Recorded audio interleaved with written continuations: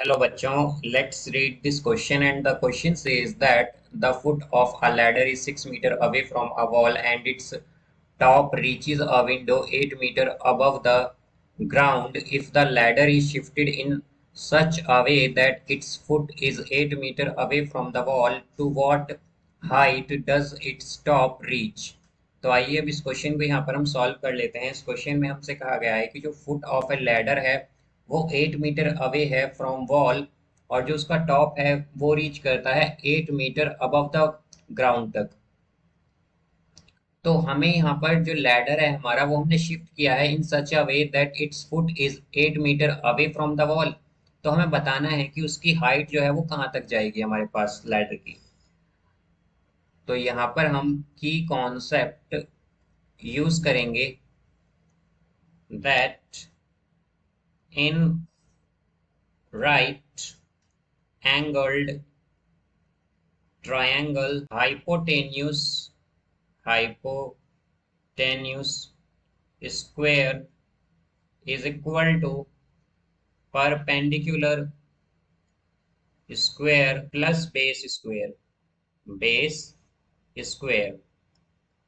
तो यहां से अब अगर हम देखें तो हमारे पास क्या है, एक लैडर है जो कि एक वॉल के अगेंस्ट है। यहाँ पर एक वॉल के अगेंस्ट है, वो विंडो पर कहाँ तक जाता है, 8 मीटर अबव जाता है विंडो से। तो यहाँ पर अगर हम देखें तो ये हमारे पास है, सपोज ये हमारे पास क्या है, यहाँ पर वॉल है, इसके अगेंस्ट इस तरह से एक लैडर है यहाँ पर। और इसका जो टॉप है लैडर का वो कहाँ तक रीच करता है, रीचेज एक विंडो तक रीच करता है, या फिर हम कहेंगे 8 मीटर अबव द ग्राउंड तक रीच करता है। तो यहाँ पर ये 8 मीटर तक रीच कर रहा है हमारा।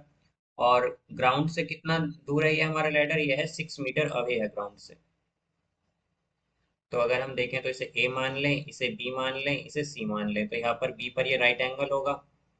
तो राइट एंगल ट्राइंगल जैसा कि हम जानते हैं इसमें क्या होता है, hypotenuse square is equal to perpendicular square plus base square.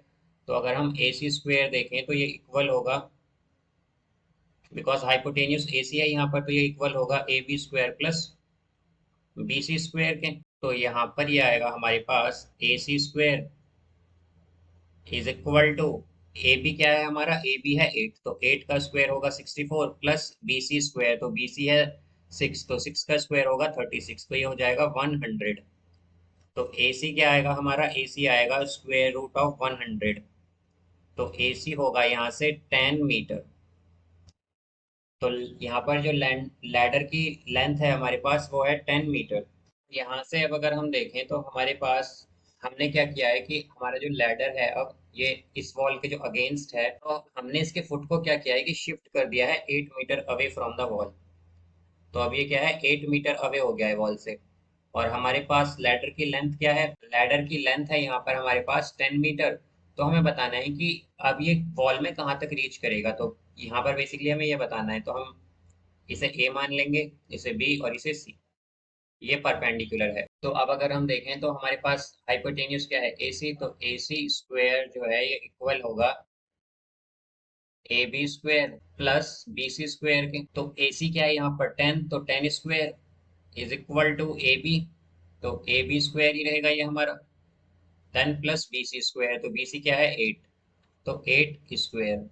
तो यहाँ से 10 का स्क्वायर क्या होता है 100, और 8 स्क्वायर क्या होगा 64, तो minus 64 is equal to A B square. तो यहाँ से ए बी स्क्वायर आएगा हमारा 36। तो ए बी क्या होगा, ए बी होगा हमारे पास स्क्वायर रूट ऑफ 36, यानी कि ए बी आएगा यहाँ पर 6 मीटर। तो ए बी बेसिकली क्या है, यहाँ पर हाइट है हमारी जिस तक कि ये लैडर रीच करेगा। तो हम क्या कहेंगे, हमारे पास ये लैडर कहाँ तक रीच करेगा, 6 मीटर तक। So I hope you understood it well, best of luck, thank you.